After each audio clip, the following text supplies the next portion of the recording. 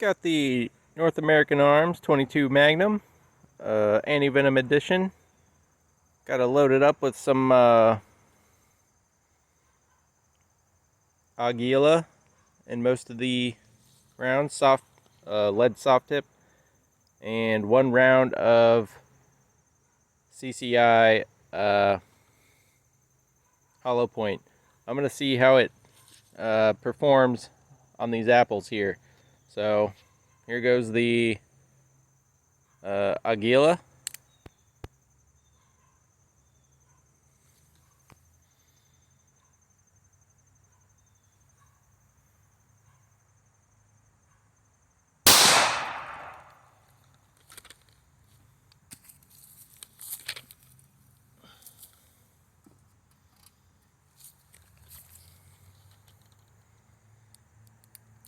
Blew a pretty good size of chunk of that away.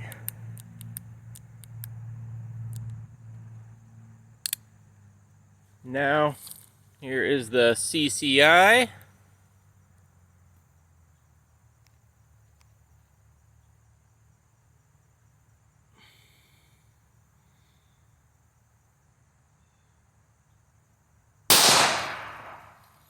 Woo!